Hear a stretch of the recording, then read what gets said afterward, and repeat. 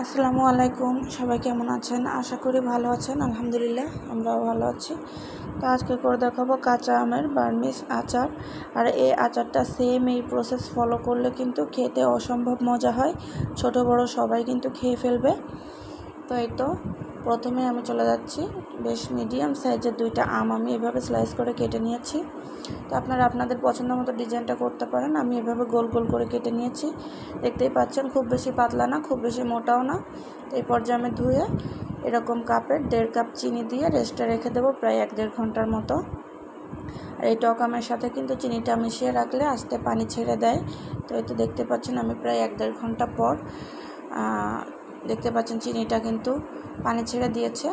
তো এই পর্যায়ে এখন আমি চলে যাচ্ছি চুলায় আমি 3টা শুকনো মরিচ দিয়ে দিব।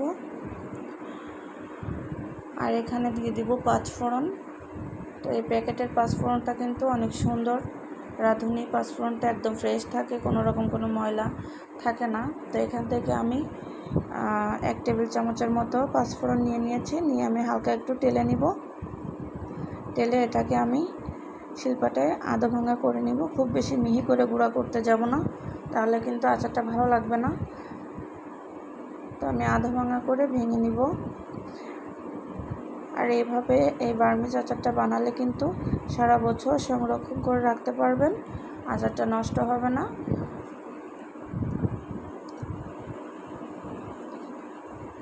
তো আমি আধা ভাঙা করে এখন এক সাইডে এটা আমি রেখে দিচ্ছি।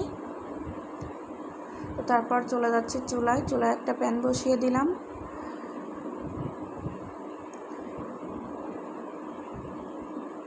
প্যানের ভিতর আমি কিন্তু সে আগে থেকে যে আমটা আমি চিনিতে মিশিয়ে রেখেছিলাম সে আমটা এখন দিয়ে দিব। আর এই পর্যায়ে চুলার হিটটা কিন্তু খুব বেশি হাই হিট রাখা যাবে না, মিডিয়ামে রাখতে হবে। তো আমি চিনি সহ পানি সহ সবটুকু ঢেলে দিচ্ছি। ঢেলে এখন আমি চুলাটাকে অন করে মিডিয়াম আঁচে একটু নাড়তে থাকবো।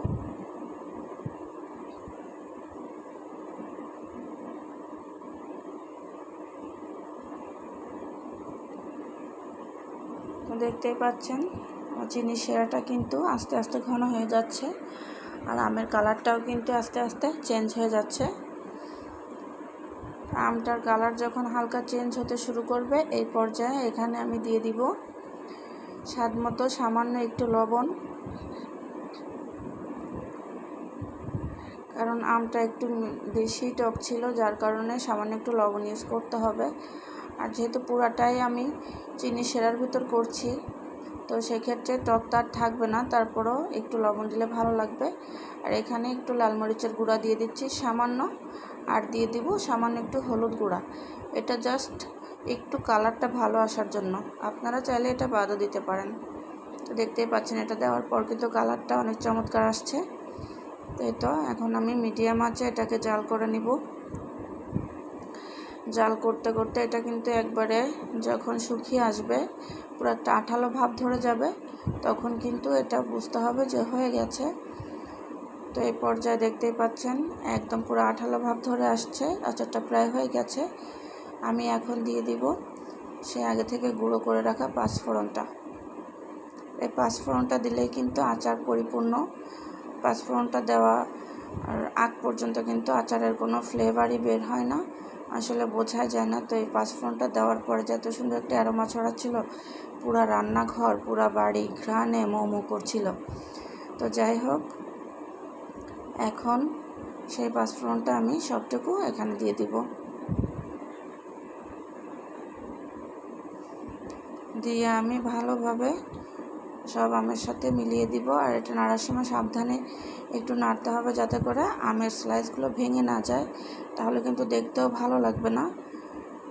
একটু সাবধানে নেড়ে চেড়ে পুরা, আবার একদমও শুকানো যাবে না, হালকা একটু আঠালো ভাব থাকতেই নামিয়ে ফেলতে হবে, কারণ এটা ঠান্ডা হওয়ার পর কিন্তু আরও একটু টেনে শুকিয়ে যাবে। তো এখন এই পর্যায়ে আমি একটু ঠান্ডা হওয়া অবধি অপেক্ষা করব, কারণ এত প্রচুর গরম, তো এখন এত গরমটা কিন্তু কাচের কোনো পাত্রে রাখলে ফেটে যাবে। তো একটু ঠান্ডা হওয়া ভাব পর্যন্ত এটাকে আমি রেস্টে রেখে দিব। তো সামান্য একটু ঠান্ডা হলেই কিন্তু আমি এটাকে ঢেলে নিব একটা কাচের পাত্রে। তো দেখতে পাচ্ছেন থকথকে একটা অবস্থায় চলে আসছে। মাশাআল্লাহ, আমার আচারটা কিন্তু কমপ্লিট। তো দেখতে যেমনটা লোভনীয়, খেতেও কিন্তু মাশাআল্লাহ অনেক মজা ছিল। তো এই তো এখন আমার আচারটা রেডি, এখন আমি নামিয়ে নিচ্ছি। দেখতেই পাচ্ছেন কালারটা কত চমৎকার আসছে।